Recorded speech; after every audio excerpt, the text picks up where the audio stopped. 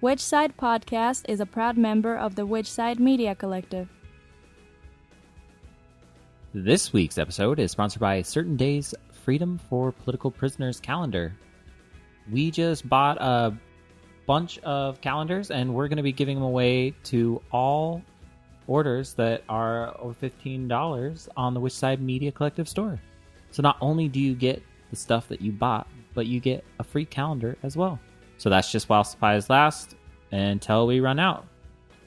You can always get the Certain Days calendar direct as well at certaindays.org. They're fucking amazing, and you'll hear that in this episode. WhичSideCollective.org.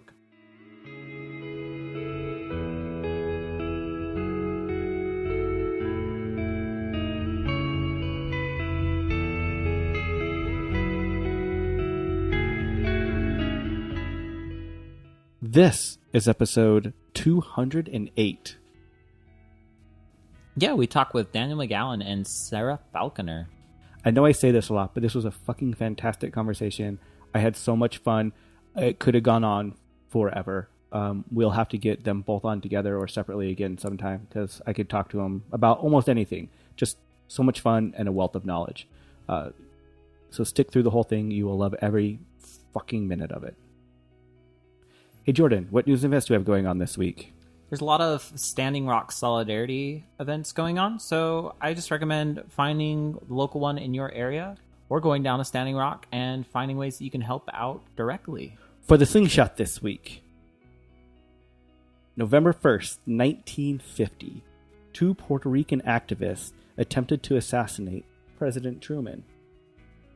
I didn't know that. I didn't know that either. Yeah, that's a good one. If you like these little tidbits of history, we pulled them out of the Slingshot Personal Organizer. You can get it at a local info shop, or if you don't have a local info shop, at an online info shop like AK Press. I sincerely hope you enjoy this episode. Which side are you on? Which side are you on? Which side are you on? Which side? Which side are you on? Which side are you on?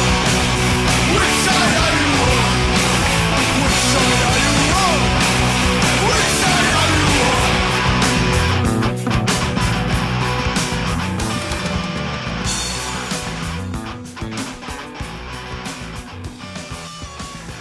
So you can tell our voices apart. I'm Jordan.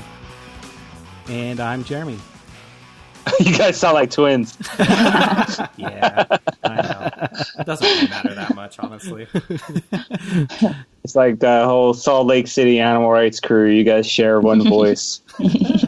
Well, fuck, I hope it's not mine, because that's a shitty one. Well, let's jump right into it. So when you're making cake, do you prefer the vinegar method, or do you prefer something else? A lot of mashed up bananas hold everything together, right? Yeah. Or lots of oil. That's my method. No, but for reals, how is all your days going so far? It's good, man. It's Halloween tomorrow, and that's the best time of the year, basically. So I'm feeling good. Yeah, same here. I love Halloween, although I'm a total... I don't wear costumes ever, so I'm kind of boring. People are like, what are you doing? You going to a party? I'm like, no. Just staying home and scaring myself by watching movies. You did have that pretty epic Canadian costume a couple years ago. I don't think it was for... was it for Halloween? I can't even tell. just because you love Canada so much. This is like an ongoing thing. It was what was his name? Claude Lemieux or something like that. He was like a hockey player that had played for 45 seasons and had never scored, but had definitely been like the dude that, like, the bruiser, the goon, I guess. I love it. Honestly, you don't need to dress up anymore because you couldn't top that. So, It's pretty epic, though. It's like a Maple Leafs jersey for, like, my ex Jenny's, like, I don't know, it was like it fit her in like 5th grade or something, so I just pulled it on myself really so tight, and I think there was a wig. I didn't really do the blacked out tooth thing, which would have made more sense, but I hope there's a photo of this somewhere. There is. I will get it for you. Sweet. Yeah, definitely share it. We'll put that as the actual thumbnail of this episode. I think that's a great idea. Or that time that Sarah, the time that I jammed with Rush, that picture would be awesome. Oh my gosh, no, this is a no rush zone. You know, we set some ground rules before the conversation. Rush was one of the things we were supposed to put in that. Easy. I would never have agreed to that. So. Yeah. Honestly, wait, what's that? Yeah, this is a Rush episode. Sorry, I just had to. Did you catch that at all? Oh, fuck. I don't think you can hear me. I can hear you. Yeah. I can hear you now. Yeah. It's all good. Yeah, but the collective is pretty functional, except on matters of Rush. We try not to bring it up too often because it gets pretty ugly. Is that where the consensus breaks down? Yeah, pretty much. Like major mediation processes. Just like when you fundamentally disagree on something so important, it's pretty hard to work together. Did I just hear Rush in the Yeah, I was just going to say, I'm swearing I'm hearing Rush now. All right, here we go. Sorry. My attempt at a fucking joke obviously was just lost. Did you hear Rush at all? I did. You could hear like the faint strains of it. Yeah. Oh, man. It was blasted in my ears, and then of course I shut it off and immediately had to leave the call because I had no idea what was going on. Sorry. We'll just have it as the music bed for the entire episode. Mm-hmm. I assumed as much, you know. So, in all seriousness, how did you all actually get together for this collective to begin with? Well, so, Daniel and I met years ago in Montreal. He had come to the Anarchist Book Fair and was staying with me. And, we just hit it off and stayed in touch over the years. And, I had been working on the Calendar Collective since the early 2000s, and have really that's been a big piece of the work that I do for a number of years now. And so when Daniel was able to join this past year, it was really exciting because we'd never actually collaborated on a project together. So we've done lots of work supporting each other, and we've done lots of bits and pieces together over the years, but we never really worked on an actual collective like this. So it's been pretty cool that way. Yeah, definitely. Although I was going to say that you asked how we met. It's really Jeff Lurz's fault because remember I was circulating a letter, sign-on letter, which I was actually just trying to find. Of course, I can't find it, but it was a letter of support for Jeffrey Lurz, and I had been emailing it to a billion people, including the old Montreal ABCF, and oh my God, I feel so old. Yo, this is how we met. Was I sent Sarah that they signed on, and then Sarah and I became friends on Friendster. Oh my gosh. Holy shit. I had sort of blocked that from my, I could remember meeting you in person, but we would have been in contact before then. That's so funny. Yeah, for a good solid year and a half before we met, I think. That's I'm pretty amazing. Sure. And then I wouldn't join Facebook for a really long time because I was like, man, I was already on Friendster. I had my fill of a social network. This, I don't need every social network. So 800-pound gorilla, you're leaving out MySpace. You had a pretty epic MySpace network, if I recall. And so when I went into prison, I had, obviously, I wasn't on Friendster. I think that was pretty much dead. And, but we had this massive MySpace, family and friends of Daniel MySpace page, and it was it was 3,000 people following. And if you remember, MySpace was in some ways a lot more functional than Facebook for political stuff. And I remember at one point I asked our friend Andrew, I was like, hey, how's the MySpace thing working out? He just cracked up. He was just like, oh my God, we killed that last year. It's the first of many sort of prisoner / old man moments that I had over the years with people where I'd be like, hey, whatever happened to, just many fill in the blanks, kind of whatever happened to so-and-so. And they're like, oh yeah, the Indie Media Network that died about 2 years ago. We don't do that anymore. God, I miss Indie Media. Me too. I always think about that when there's events happening, or if there's something like Standing Rock or whatever, where I want to be getting the great updates. Like you basically have to just be like browsing around on Facebook to find half of this stuff nowadays. It's Anonymous posting, that's gone, I guess, right? God, it's terrible. And I don't do Facebook at all. I'm that old, like where I'm just like, fuck it. I don't want to even do it. So yeah, I miss indie media so much though. I mean, I remember '99 when it really first hit the scene in Seattle. Yeah. Were you there?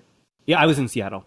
Oh, me too. That's great. We never met, but I know your name. Is this Jeremy? This is, yeah. All right, Jeremy, I just realized you're a dude from like a million years ago that got arrested and accused of some ALF stuff, right? That is correct. Okay. So, because I remember you ended up in a newsletter I worked on called Spirit of Freedom in like 2002, some like Earth Liberation Prisoners, I know it's ironic, but yeah. So that would have been, I mean, it had to be before 2002, because I was 99, 2000. Yeah, 99, 2000. Yeah. Was that like a photocopied zine? Were you still doing cut and paste? Absolutely. Oh no, I miss that. I work on for Struggle Mag, and we do all the layout online, which I on computers, which I can't do. Like I'm no good at InDesign. And I just miss being able to, do some badly photocopied propaganda for people. I remember we would I knew there was a way to, like, when I lived in Eugene, all these people did this like Disorderly Conduct and Green Anarchy and all these magazines, Black Clad Messenger, all that stuff. And I was like, okay, I don't know how to do any of that stuff. It seemed like you need to know like complicated mathematics to like lay out a zine, and then print it properly. So I just like straight up did like glue paste, like glue stick and like Sharpies. And it was pretty much like heavy black. And we would just drain the Kinko's copiers, but it would take hours of putting it together and then trying to fold it, and then do the slide stapler. That was like seriously the best way. I'm actually tracking down this zine. I'm trying to remember what year it was. Do you remember what year that was, Jeremy? So let's see. It's like 2000. Yeah, I was arrested in 2000 for actions that took place in '99. So yeah, interesting. Well, I'm not gonna like distract myself with this now. Later on, I'll find it because I knew when I looked on the page and I was like, damn, this sounds familiar. I know this guy's name. Yeah, but kids these days don't have the joys of being able to do like the Kinko's runs like we used to do. I know. You could just go in and print 2,000 pages and walk out. Yeah, that's true. It was fantastic. We had kind of complicated ways of doing it, with like magnets and such. You used to be able to. You'd be in there for 4 hours, and there would be a shift change, and then suddenly the guy, you'd be like, all right, I need to just clear this counter. I have 20,000 copies on it. You just touch a magnet to the bottom of it, and then boop, it's on zero. And you make 8 copies, and then you pay for 8 copies, and the guy's looking at you. You have like a box of copies. It's just like really subtle. Yeah, like. There was so many different really funny scams like that. I remember I was in San Francisco and I walked into Kinko's and I had this huge, had to do all these, copies for whatever reason. And I remember I saw the card and I was just crestfallen. I just walked out with my head down like, okay, I don't know anything about these, these magnet cards or whatever they had, which is, the current situation. Yeah, I don't even know if you can scam it anymore. I think it's changed. Oh, Jordan's over here to enlighten us. Well, you were able to, if you could get 2 cards, then you load up the one card and then you make a couple copies on the other card and then you just pay for the I see. Theoretically, of course, we would never do that. Theoretically, yeah. Right? Yeah. No, I just barely moved the last couple of weeks and I was unboxing a bunch of my stuff and found a ton of those old zines, a ton of old Green Anarchies, just like a stroll down memory lane. Definitely. Oh, so, but in terms of when Sarah and I met, I didn't mean to divert the conversation. So Sarah and I finally met in Montreal. It was pretty epic. And we hung out basically at this Montreal Anarchist Book Fair. What was really funny was I almost didn't make it that day. Do you remember what happened, Sarah? I don't remember the circumstances. There was just it was the border. I mean, people always have trouble getting across because they know the book fair's happening. And there's these cars of sort of sketchy looking hippies coming along. So, so basically I was at the time it was 2004. I'm living with this knowledge of my past and thinking I don't really need to get stopped at the border. I don't need any cop to it's just the unknown. It's fear of the unknown. So I tell the people that I'm traveling with, hey, listen, Canada's really intense about this border thing, as is the U.S. Like, bring your passport. I know it sounds absurd, but if you have a passport, bring it. Everyone's like, oh, okay, except the driver. And then so we get stopped, of course, get kicked into immigration. And the guy is basically giving me the third degree about throwing a pie. Like, basically, I had like a misdemeanor arrest for throwing a pie at this corporate person in Berkeley, and he was giving me the third degree about assault and battery and stuff, and I guess he accused me of lying to him. He said that I said I never got arrested, and I said, oh, I didn't understand what you meant, and then he asked me if I was there for the manifestation, which totally perplexed me. Oh yeah, that's like the French translation for demonstration or protesting. So you see that a lot. So I'm thinking he's talking about some kind of like pagan thing, like manifestation. Like, I'm not here for any kind of manifestation. And then I pretty much apologized, told him that I was like anti-Bush and that I hated Bush, and like he pretty much let me go at that point. It's so obvious. I mean, we were in all black and, looking like the kind of people that the border does not want to come over and such. So really bizarre, but it almost never happened is my point. The meeting of Falconer and McGowan almost never happened. I can't imagine. It's being kept. It's being actually promoted right now by the Canadian government. Will not let me in. Trying to keep us apart, basically. They can't keep us apart. Thank goodness for the internet. And that's it. We wouldn't have been able to do like a photocopy zine together, like however many years ago, right? As easily as we can do the kind of work that we're doing now. So I think it is, despite our old foginess trying to keep up with it all, it's pretty cool that we have that opportunity.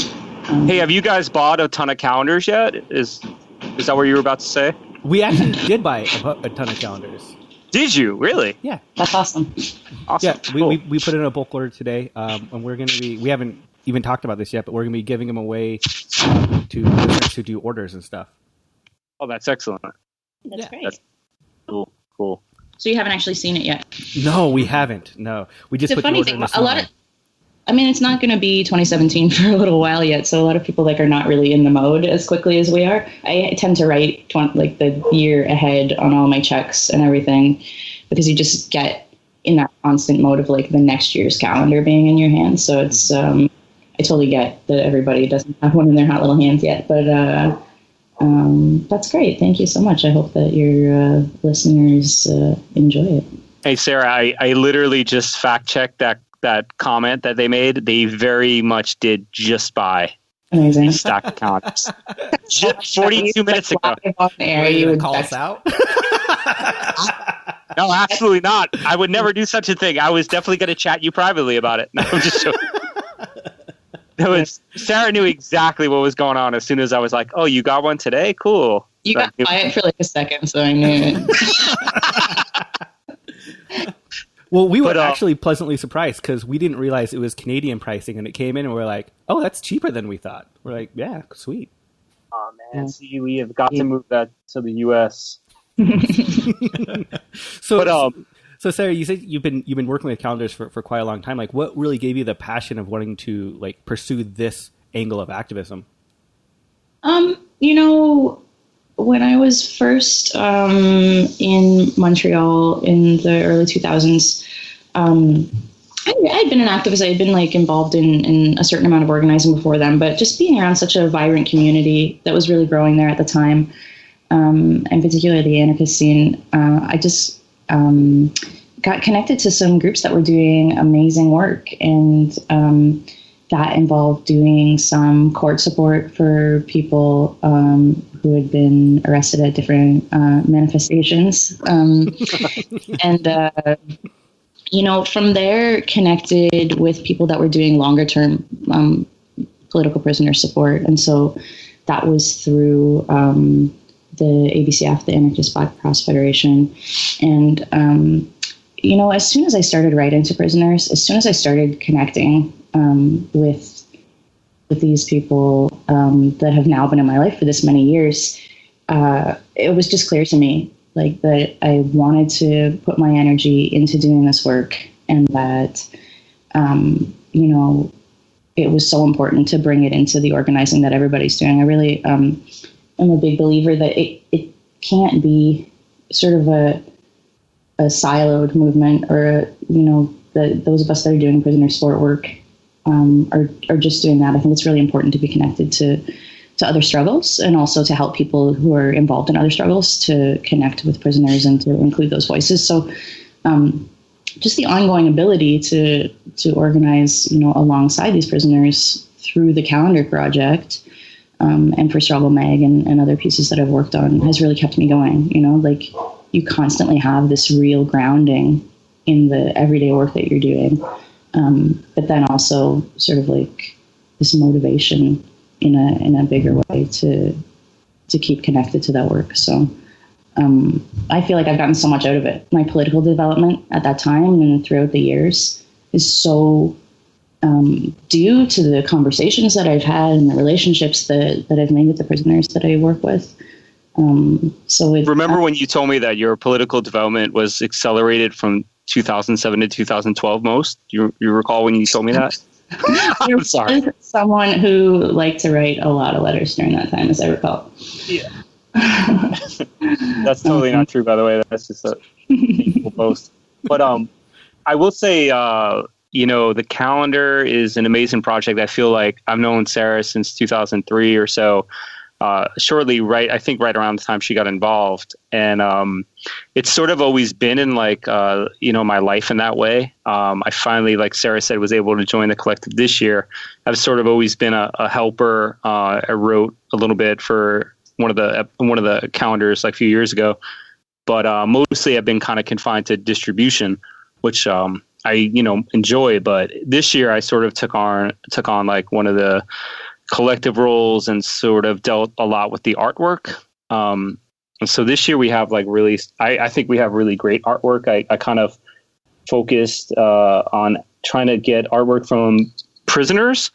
So this year we have, I think, about half of our artwork is prisoners. We have stuff by Leonard Peltier and Oscar Lopez Rivera and Marius Mason and Eric King and Kevin Rashid Johnson. And I'm sure I'm forgetting someone else, but we have some pretty solid work. We have articles by our co-editors. David Gilbert actually wrote two pieces. Sara, we don't have anything by Herman this year. Is that right? No, although part of the reason for the theme came out of conversations with him early on, because he really wanted us to sort of take a look at how groups were working together and how we can improve. And so the idea of sustaining movements sort of came out of that conversation, as well as conversations with David too. I remember. Sure. So it's it's not, they are editors and they participate. We have actually just received a letter from David, like a 1-page letter giving us like solid feedback on it. So yeah, it's Robert Seth Hayes, David Gilbert, and Herman Bell, all of whom have been in New York State maximum security prisons for a minimum of 35 years. And it was really, I think the idea grew out of it. I think Herman came up with the idea many, 16, 17 years ago. Obviously, I'm a very late entry to this collective, but it's been really good. I do a lot of political prisoner work, but this is a really interesting kind of way that we work with the three editors, as well as a lot of the artists. We often have to work with like many different people to get the artwork, because whoever has the art might be in a different state and doesn't have access to a scanner. So in particular, this year was kind of, it was challenging, to get artwork from Leonard Peltier or from Marius Mason. I mean, someone literally brought a piece of art to me in New York just to be able to scan it and then get it back to them. So, wow. But I think that the end result is really beautiful. And something Sara didn't say is that, in addition to being like educational and being just like very beautiful, the calendar is essentially a fundraiser. This year there are 3 different groups. One is Release Aging People in Prison, a group in New York State that's doing a lot on aging prisoners, helping them get parole and compassionate release, and changing people's minds about the fact that prisoners are essentially thugs and murderers and such. And there's a group called Adamir, which is a Palestinian human rights association based abroad in Palestine. They work with the 10,000 political prisoners that are in Israeli jails. And then there's an indigenous campaign from the Unistoten people. It's an indigenous blockade in Canada, run by the hereditary chiefs of the Unistoten Nation. So they'll be getting basically proceeds from the sale of this year's calendar. One of the things I love about it, and I think it was so brilliant that Herman came up with this idea, is just the way that it keeps all of these things like present in your day-to-day life. Like, you've got this calendar up on your wall. Here's this beautiful art you get to look at for a whole month and just absorb and think about and, you know, be inspired by.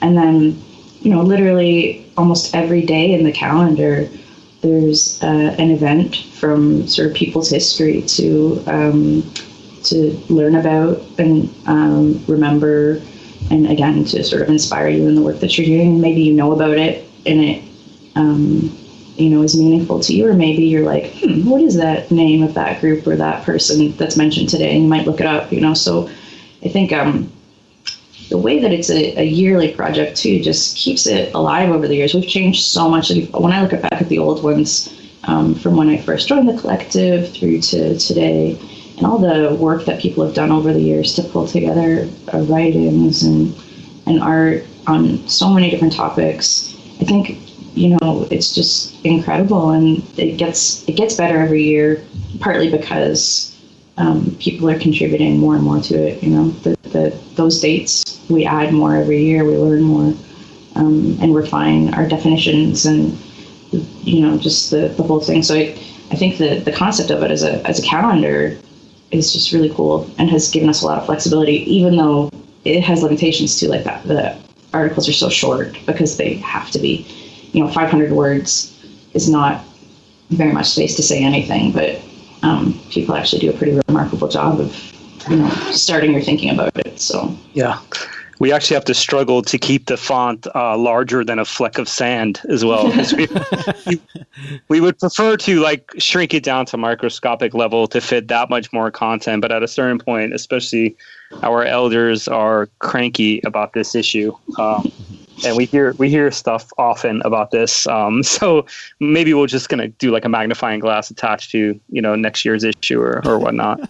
You're not getting any younger either, all right? You're going to have that large font. I'm going to pretend I didn't hear. That's your free one for the day. I'm sorry. So I know Daniel mentioned, you know, the challenges with getting artwork. What other kind of challenges are really present in doing a project like this? It just seems very daunting almost.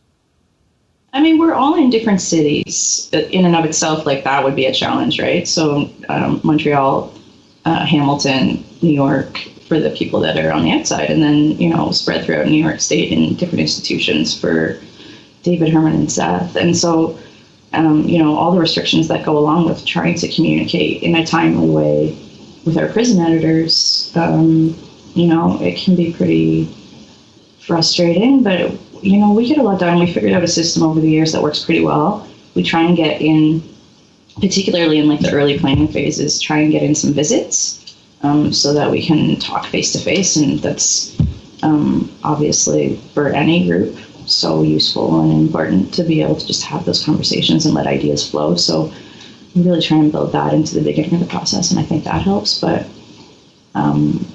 you know, I think, you know, that's one of the big ones, just the communication barriers that exist across the walls. We're going to basically, you know, in a couple months be talking about the 2018 calendar. And that's like one of the challenges to me, that we have to start so early to get this. And like people, like I used to laugh when Sarah would be writing me and saying, hey, do you have any ideas about the calendar? And I'd say, I just got the calendar. What are you talking about? Like, ideas for what? For next year? And it's totally, you know, calendars ideally, you know, like in the little corporate calendar world, I think they're printed in August.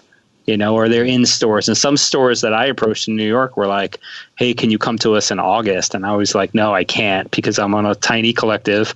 I have a job and we do like a million other things. So I'm going to have them in October. And that's pretty much, you know, if you don't want them, that's cool. But, you know, there's like actual people making this product, this project. It's not like, you know, it is so hands-on, and there's so much work to be done in terms of copy editing and communication. You consider we have roughly, and it's really more than this, but we have roughly like 24, you know, contributors for an article for every month and a piece of art for every month. But for every prisoner, contribution, there's usually 2 or 3 people involved because of the way that, prisoners like that have support committees, like they often have a person that deals with like visual stuff or does web stuff. And then that person is not necessarily the person that's talking to the media. So you reach out to the wrong person and you're just, you might be barking up the wrong tree for a minute. So I find that challenging. The sheer volume of emails required to go back and forth with the contributors was really tough this year. It is a really never-ending sort of production cycle too. Like for those that work on publication projects, like who put together books or magazines or whatever, you'll know this pain. Even when it's going well, it's kind of a controlled chaos, and there's always pieces that don't come in when they're supposed to.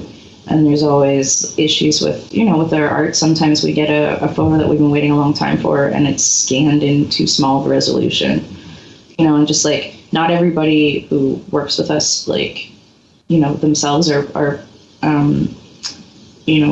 versed in these things. They might just be a prison and support collective.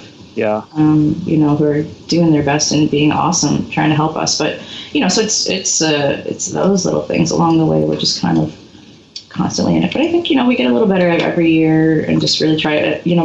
Daniel has brought a lot of great insights to us this year because he's new in the collective. And so he asks questions about like why we do things a certain way. And,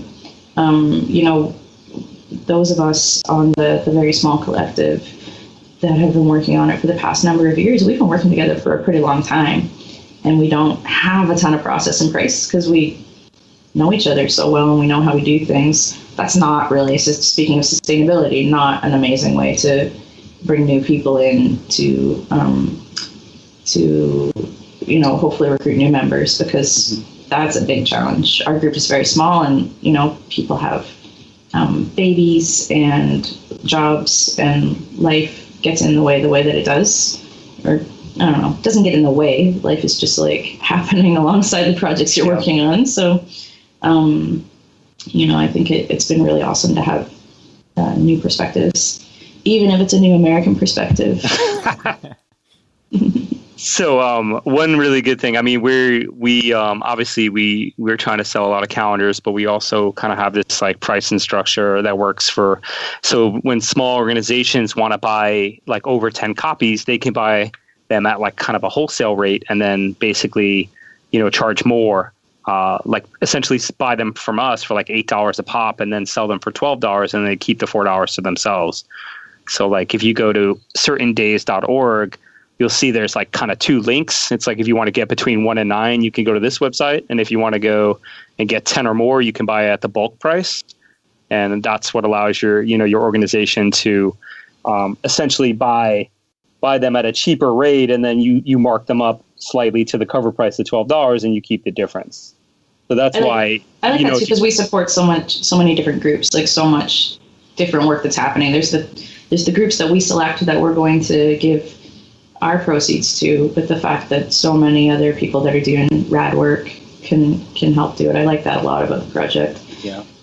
So you find like we have on our website a places to buy list, and you'll see like, in New York you have like Blue Stockings and New York City Anarchist Black Cross and release aging people in prisons. Buffalo has Burning Books and Wooden Shoe Books in Pennsylvania and such. Rainbow in San Francisco. So we have a bunch of groups. I think Marius Mason's crew bought a bunch of calendars and they're using it as like a incentive in one of their fundraising campaigns. And we have like, kind of your standard, like Just Seeds and AK Press and Active Distribution in the UK as well. So it's sort of become a very easy calendar to acquire because we have it all over the place. But, we, of course, it's always easy for people to get it directly from us too. And we should give a shout out to Kerslebedeb too, that's the distributor who handles if you order less than 10 copies, and has just been amazing to work with, and they put out tons of really good stuff too. So that's been something that's helped us to get past some of our challenges, for sure. Reaching out to people like that can help us. Yeah. Their website is leftwingbooks.net, I believe. You don't actually have to remember how to spell Kerslebedeb. That's true. So being such a small collective, are there ever any ideas that you're never able to implement? And what's kind of the process on deciding what goes in? We try and keep the discussion as as open as we can. We use a couple of different tools. Like, obviously we're discussing on email a lot, but the volume of that can get pretty high. So we use crabgrass, as a way of sort of keeping our conversation threads separate, if it's about art or if it's about who we're sending distribution letters to or whatnot. So that's been really useful and a really cool project that we've used over the years to help us with that. That's Rise Ups, by the way. Yeah. And that's been a great tool for us. So we try and have discussions through that. I don't know. I mean, Daniel, this would be we use. Because you're new, and so you're sort of wrapping your head around all these processes to the extent that they exist. I mean, we definitely my biggest challenge has been like trying to figure out like to sort of like, because we don't have like a canon or we don't have like a big book, like a style guide, right? Mm-hmm. And so we have our stuff kind of split up. There's a ton of stuff on crabgrass. That's helpful. We have like an old database that I know we have, and I don't use too often. And then we have our e-commerce site. We use Shopify for sales, which is actually pretty flexible and useful. But yeah, the email volume can be so great that we during production, we can't actually use email. We have to use crabgrass because it's just too much. But Rise Up, we have a list on Rise Up and we use crabgrass, and that's been very helpful so far. So for the bigger discussions, we try and have regular Skype calls. We do that, depending on the time of year with more or less frequency, but that helps a lot. And I mean, we all come from like circles where we're used to consensus-based organizing. So I think we fall into that like pretty comfortably. Like we don't, like in terms of just like the overarching process and how we organize ourselves and how we make decisions, if we disagree on something, we've kind of got this like set of processes that help us just because that's the way we organize normally. So, yeah. But Sarah blocks almost every time we have a conversation, like 3 or 4 times. So don't let her fool you. Because I'm right. So she just blocks. No stand asides. No yes blocks. No. So let's just do what Sarah wants. That's tends to be that's not that. But yeah, right. In terms of like new stuff, where there's so much in my mind. I'm just treading water, and I'm so wrapped up with this. I guess the thing that's always on my mind is like, I'm kind of scared, all these like articles about like people's usage patterns and such. And I'm kind of scared that like wall calendars fall out of favor. That's essentially my biggest fear. That people Herman are like, talks about that a lot when we visit him too. Like it's definitely on his mind and ways to make the project, have longevity in the future. And he's really, I love conversations with all of them. But Herman in particular always has this kind of like, how are we going to be bigger and better? How are we reaching more people? What's the next big thing for us? And I love that energy that he brings. For sure. So with both of you being involved in prisoner support for quite a while now, where do you feel it lies as far as like the strengths right now? Is that like at a low point, a high point, getting bigger, getting, smaller? Where do you feel like the overall state of prisoner support is right now? I can't speak to the Canadian context because I think it is really different. In a lot of ways, I've found there to be like quite a downturn in the amount of energy and interest around prisoner support in the last number of years. That's not to say that there isn't amazing work happening. There certainly is, but it's there's not energy around it the way that that there was at a certain point. So I think, there's people that are working to try and make connections between groups and projects and to try and bring new people in, and I think that's great. But we're at a little bit of a crossroads, I think, in terms of some of that stuff. I don't know. What do you think, Daniel, about? Well, I think in the U.S., what happened last couple of years, there's been a fairly large amount of like political prisoners that have come home.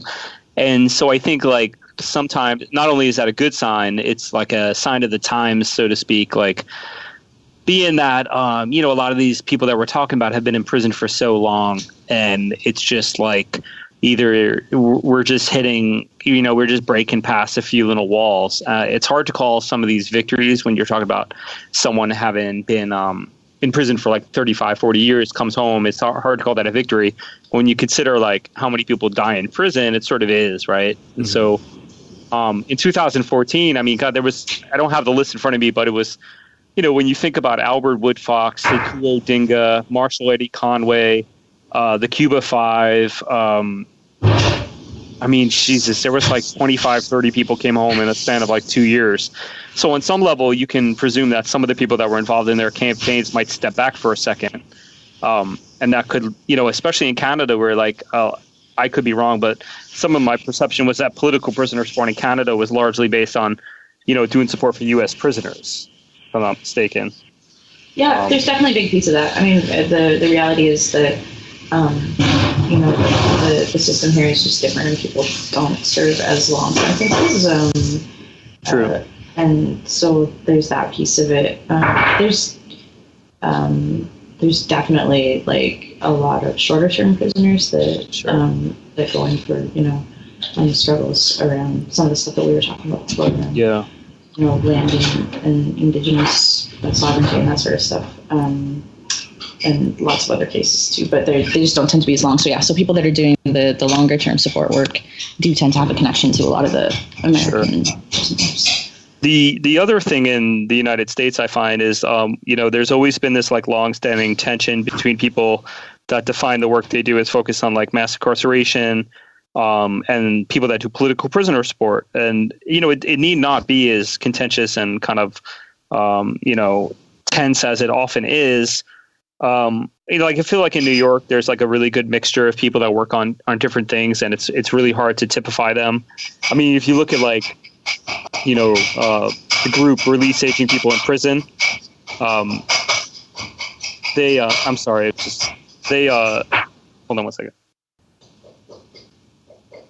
So yeah, the people from the group RAP, they do a bunch of work on basically elder prisoners, aging prisoners, but they don't really necessarily. The crazy thing is the guy that started the organization, Freiheit, is someone who did a bunch of time with David Gilbert. So he recognizes that there's people in there on like long-term political crimes, but the work that they do is really focused on changing the way that people perceive prisoners and especially aging prisoners.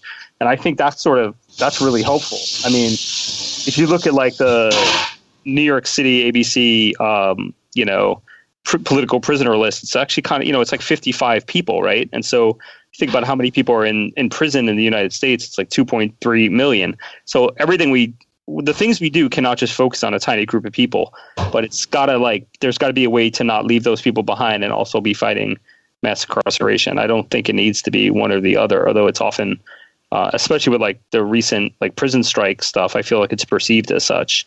You're either on this side or you're on that side, and I don't really buy that. Yeah, I get asked that like basically every time we do a talk or have an event, people are like, so, why do you prioritize political prisoners? And I feel like you don't need to you don't need to have them as mutually exclusive categories. We understand that all like imprisonment is political, right? Like that's across the board in both Canada and the States and all over the world. The idea that we have to make a decision not to support people that have intentionally put their freedom on the line for our movements, I think that you can do both. You can be an abolitionist who also supports political prisoners. I don't see them as problematic that way. And then a lot of people do. Yeah. The other thing I think that people have to understand, I mean, when you see in the United States, a lot of the political prisoners that come out, I mean, they are involved in political prisoner support, and I understand why. I mean, if you have co-defendants, it's kind of crazy to conceive of that you would come out and not like spend a lot of time, if not working with your co-defendants, also like there's people you met inside, and it just makes sense that you would focus on your homies, because I mean, I have two co-defendants inside, and they're, one is in halfway house and one is about to go to halfway house, and they're doing quite okay because they have good support structures. But, I think of people like the editors of our calendar or Jalil Muntakim, other like long-term New York State prisoners. And, I just don't, I'm not going to choose not to focus on their cases due to some like ideological, like, gymnastics, so to speak. So what is something that you wish you would see these activists doing for political support that you just don't really see out there right now? I mean, I'd like to see people's voices raised more in the day-to-day stuff that people are doing. Like if you're having an event, it's pretty easy to get a statement from a prisoner. If you're working on a project, there are ways to involve their voices and their ideas in the organizing that you're doing that I think is so powerful. And it really, for the small amount of effort it takes to make that kind of stuff happen, has such a positive impact on the work that you're doing, and really can I think break down some of these barriers between those of us inside and those of us outside. So that's a big piece of it, I think, is just figuring out ways to, incorporate these voices into your day-to-day work. Not everybody is going to be running a support committee or doing a huge publication project, but, to think about ways that you're working through sex with that work, or that those struggles have come from the same struggles that they're in prison for. I think that's the kind of thing I like to see more of. Yeah, I think that there's a lot of room for like intersectional stuff when you're talking about different generations of PPs and movements that are current. I think the clearest one is obviously the long-term like Black Panther PPs and Black Lives Matter. I think a lot of them have really taken an interest in Black Lives Matter and have like sought out and had pen pals from that movement. I think when we're talking about like police violence and brutality in the United States, it's kind of like the connections are really obvious. And I think like there's a way to fit the PPs into current movement.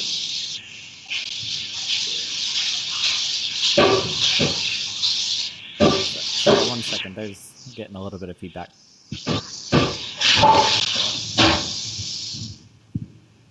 So what is both of your origins? Like, what kind of radicalized both of you? Did you want to start? Yeah, I mean, I feel like I,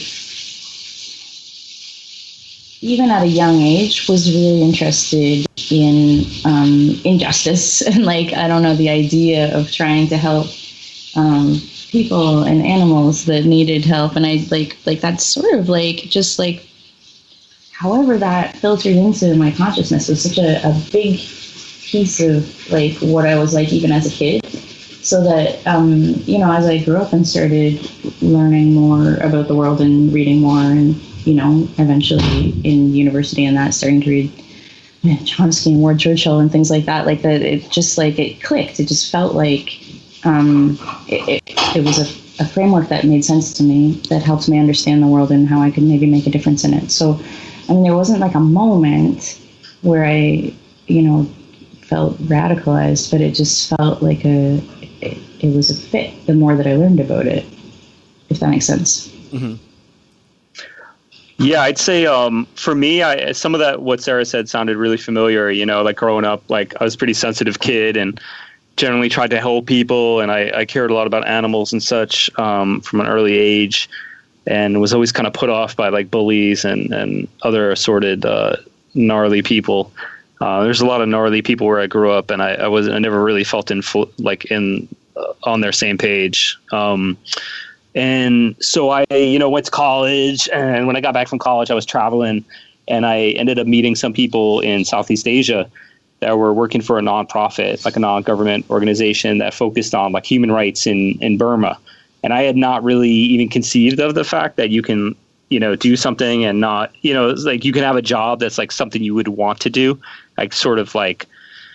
My background's my dad was a cop and my mom worked at McDonald's, and work was kind of horrible and grueling, and it's what we did because we had to do. And so this idea that you can actually do something with your life that wasn't just about paying bills was kind of mind blowing to me.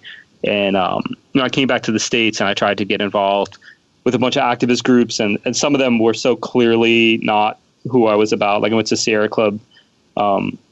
I went to Sierra Club meetings and was just horrified by their bureaucracy and their process. And I actually just I went out to a club one night and I didn't have any money to get into it. I realized it had like a $15 cover, so I left and I stumbled into an anarchist info shop in the Lower East Side called Blackout Books, which is no longer there. And I kind of like went through their free pile and got a copy of the Earth First Journal. And then like lo and behold, a few weeks later, I went to the Wetlands Preserve, which was a bar that funded environmental stuff, and I got involved that way. And I ended up going to an Earth First gathering like a month later and getting arrested for like standing on the street. And it was pretty much at that point a very fast like radicalization. I didn't have a lot of like dilly dallying in like the NIPERG world, or like the PERG world, or like a lot of like lobbying and such, which a lot of us, I mean, I ended up doing a lot of that nonsense, but I understand like a lot of times people get radicalized through like a pretty like set of a fairly like a set of like, you try this and this sucks and you try that. It all just kind of made sense to me from the get-go. Mm-hmm. And it's about 18 years ago at this point, so it feels like yesterday. But yeah, I always think all that stuff happened like 5 years ago.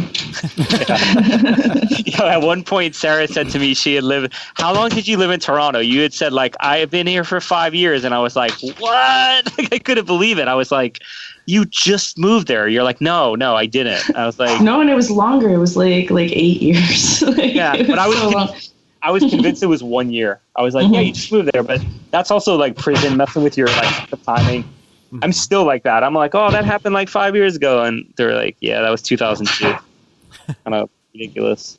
I feel like that's an aging thing that I'm really noticing, is that like every year I'm like, wasn't that like 6 months ago? And it was 3 years ago, and time just does a funny thing.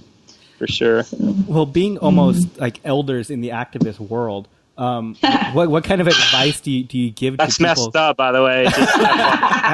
I'm right there with you. So, hey. So what kind of advice do you give to people who are just stepping into this role and just actually, discovering these things for the first time?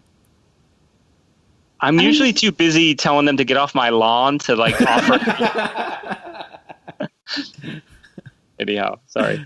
I mean, I think that Daniel raised a really good point. You don't always find a fit with the first groups that you reach out to. I was actually really lucky in that, like the first people I connected with, in my early activism, like ended up being people that I had a real affinity with. But I think that doesn't always happen.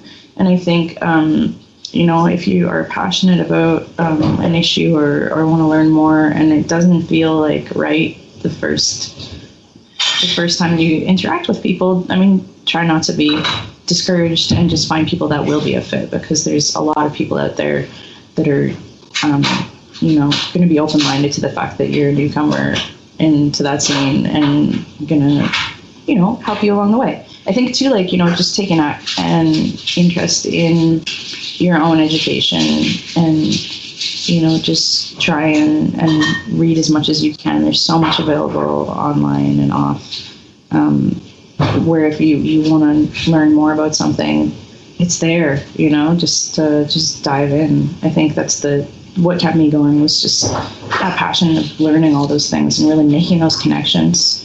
And most of all, I would suggest writing to a prisoner. I mean, I would suggest just like finding somebody who is involved in the type of work that you're interested in and making that personal connection, because that is so tangible, and you can learn all the theory that you want to, and you can, you can have this great journey on your own. But when you have a real person that you're talking to, and that you can be accountable to, I think that really grounds you and really helps you to continue the work. So I encourage that for just about anybody. Yeah, I also, one of the things I try to do, other than being cranky with younger people, is to be friendly when they come to events. I find, I remember when I first started coming to activist events, how patently unfriendly people were and how cliquish they were. Mm-hmm. I remember even when I moved back to New York in 2002, I went to a few different events, and it was just really funny because there are all these people that moved to New York from like the Midwest or something. And here I am going to this event, and I'm just being, just completely like, it's a public event, and yet nobody will even talk to the new people in the room. It's just like this, like you have cooties. And I hated that. And I still hate that about the activist world, the anarchist world. And so I go out of my way when I'm at events to like, you know, when I see like a shy new person, to talk to them and like let them know what's up and just check in and just be a friendly face. The other thing I do is there's a lot of younger people I know, like, you know, it's one thing to make a recommendation, but what I end up doing is I end up just doing what people did for me, which is people used to lend me books and magazines like it was going out of style. Like they'd be like, oh, have you read this? And have you read that? And there used to be this like whole canon of books that like were sort of like introductory for me. You know, I mean, back in the day, it used to be like Agents of Repression by Ward Churchill and The War at Home and things like that. But I have like, there's so many different like excellent political prisoner biographies and memoirs that I have like tons of them and like extra copies. And I end up giving like the Leonard Peltier one out, or the Susan Rosenberg, Kwesi Balagoon, A Soldier's Story, like all these like really solid books that I read and continue to read every once in a while, to people just like on loan. Cause I think it's just important voices that they might not hear, you know? And obviously I think Sarah made the really good point.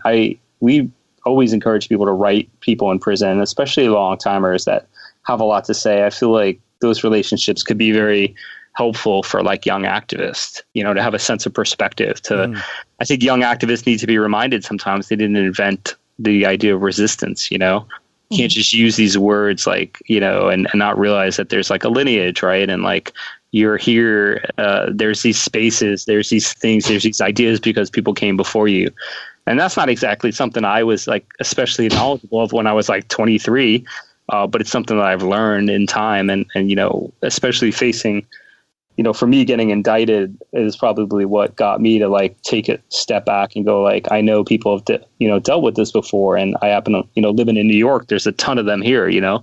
And so I was just like completely aided and helped and counseled by a large number of like former prisoners that live in New York City and thereabouts, you know. And I try to pass that on now, you know, that I'm off probation, I can actually communicate with people. I love that you talk about the passing of books. That's something that was like huge for me, and I try to do all the time. And it seems like over the years, one of the bigger ones for me that I've been handing out just quite a few of lately is Pacifism as Pathology by Ward Churchill as well. Oh, I've given out so many copies of that book. Honestly, like I should be getting like royalties from it. It is like just like it's so good and just like crystallizes a lot of a very complicated argument in a short space. And so actually it's funny, it didn't even come up in the early talk that we had about the moment you were politicized, because I feel like that was a huge piece of it for me. Yeah, there's definitely a lot of aha moments for me, at least reading it. Even still, like I'll still go back and read it. So yeah, that's a great book. I haven't read it in years, but it's funny. I just stopped by like the local bookstore bars yesterday to drop off some stuff, and they have so many copies of it there because it's so hard to get into prisons. But whoever published it was like generous enough to give them like 15 copies, and it's like right as soon as you walk in, you see that. I always think like, damn, I got to read that book again, you know. But for me, totally, like reading Agents of Repression was like mind blowing, because I was like, oh, this isn't a joke. Like these people straight up, like these feds straight up kill people, you know. Like this isn't a joke, you know. It sort of gave me a sense of like humility about what I was engaged in, that like, you know, my activist campaign to shut down Macy's, you know, and locking our necks to stuff, you know, it was cool, but you know, it wasn't didn't invent the idea of like fighting oppression, right? And like the way we're being dealt with is so differently than, you know, in this case, the American Indian movement was and is being treated, and the Black Panther Party, I mean, straight up getting assassinated. I mean, obviously, look at Standing Rock right now, the way that they're policing that. It's yeah. I mean, once you know this history, I mean, it's hard not to. I don't want to be the "I told you so" person, but like you're like, yes, here's this book that I read 20 years ago. You will love it. Definitely. No, it's been amazing between all the Black Lives Matters and now like Standing Rock and just having conversations with neighbors and people I work with. Like they're huge stepping points to show like the history behind everything, and it blows their mind. They're like, oh, I never realized that there was like this has been happening, you know, for years and years and years. And you're like, well, this is like public information. Like how do you fucking not know, right? Yeah. Well, and this is the miraculous thing about working with political prisoners. Not only is that history available, some of these people are directly available to us and excited to talk to you. Like there are members of the Black Panther Party that know this history inside and out because they were a part of it, that will help you to think through the things that you're thinking through, and that are just, incredible resources to our movement. And so, what a loss if we don't communicate with them regularly, if we don't include their voices in every single thing we're doing. Yeah, absolutely. Yeah, that actually just came up in a conversation I was having the other day, where Move came up, and I'm explaining, everything that happened, with Move and dropping the bomb and everything, and they're like, no fucking way, that there's no way that could happen, no, look, these people are in prison now, you can actually get in contact with them, this is legit shit that happened. It's happening, right? Absolutely. I mean, it's always blew my mind that, that one image of the helicopter getting ready to drop the bomb on the Osage Avenue house in 86. It's just and they made a t-shirt about it. It's Jesus. What is attention, move, this is America. I mean, it's just dropped a incendiary device on a house, It's remarkable. Children in it, with human beings in it. It's a thing. But yeah, it's a bit tough sometimes. You raise a good point. I think it's hard to be it's hard not to be frustrated that people don't know. You're like, how can you not know about this? This is COINTELPRO is not a conspiracy theory. It's completely open history. It's real. And somehow you just having these kind of intro conversations over and over again. But I didn't wake up a fully formed activist. I came from a small town and had some pretty racist, reactionary ideas as a young person because I hadn't been exposed to anything else. So the idea that we expect everybody to show up in a meeting, totally understanding everything, knowing all the history, knowing how to act, I think we expect a lot of people. It is on people at a certain point to educate themselves, and I think certainly those of us who are not in the oppressed group of people can play a big role in helping to give people these resources so that others don't have to. But, there's a lot of teachable moments. I mean, I found myself pretty paralyzed on Friday because the stuff was going on at Stand and Rock at the same time So getting prosecuted out of Oregon and watching those guys get acquitted was just mind blowing because I thought to myself, if I would have went to trial, I would still be in prison. I would have been facing a minimum of 30 years, and it's astonishing to see. For me, it's just it's not that I want them in prison. I'm just looking at it going you straight up had a gun in a federal building pointing it at federal officials. You desecrated Native people's land and property and burial grounds, and you get acquitted because basically even in fancy ass Portland, you still have enough. Basically the people are racist enough that they're going to vote for you. They're going to vote for an acquittal. So it's just that happened to me all at the same time, and all the complicated feelings that come out of watching stuff from Oregon and realizing how badly I would have been crushed if I went to trial, and yet these yahoos basically do that. And then I have a friend who's doing legal support in Stand and Rock, and they're texting me and telling me firsthand stuff to basically complement what I'm already seeing on Facebook from Unicorn Riot or whomever, people on the ground taking pictures and video of these insane cops shooting horses and cops throwing grandmothers on the floor and such. I mean, it's astonishing. I mean, the pipeline's going through Stand and Rock because the whiteys in Bismarck didn't want it. Righteously so. No one would, in their right mind, wants a pipeline to go through their land, but you can't just shunt it off at the indigenous people, obviously. But yeah, it's a teachable moment. You see those memes where they put the two things together, and it's stark. It's super stark and super obvious to us. But there's a moment at that point to talk to people about how white supremacy works, and how that plays out in reality. It keeps me optimistic when I see liberals posting things like that when they normally wouldn't. So, yeah, for sure. You have a different idea of optimism than I do. Well, I think that it's you see these people who normally wouldn't equate those things, and they're starting to equate them. No, I know. I try to stay optimistic. Yeah. Well, that's the only option, right? I mean, like, if you're going to get out of bed in the morning, you have to just see the amazing things that are happening, and the fact that people are starting to make these connections, and that the resistance is being led, by the oppressed, and there's some way that we can support, then that's amazing. For sure. I can't believe it's already been an hour. Can you remind everyone what are some ways that they can get this calendar and get involved? Daniel, you are the... Sure. So I will say that the best way to get the calendar is to go to certaindays.org. And we have a few links on that page. If you want to get between 1 and 9 copies or 10 and over, you can buy 10 or over and for cheaper rates and then sell them as a fundraiser for your group. You can also get them from leftwingbooks.net, from akpress.org, from supportmariusmason.org. And we are on Facebook and Twitter. It's easy to find on Facebook, and we're at Certain Days on Twitter. Awesome. Well, we end every episode saying fuck, shit, damn. Would you both mind saying that for us this week? Yeah, Sure. man. Fuck, shit, damn. Wait, was it on 3 or something? Let's try it again. We can do that better. Okay, this sucks. This is the kind of thing you get when you collaborate with a Rush fan. No timing. Well, I want to turn it into like a 12-minute cheer or something. Wait. Right, 1, 2, 3. Fuck, shit, damn.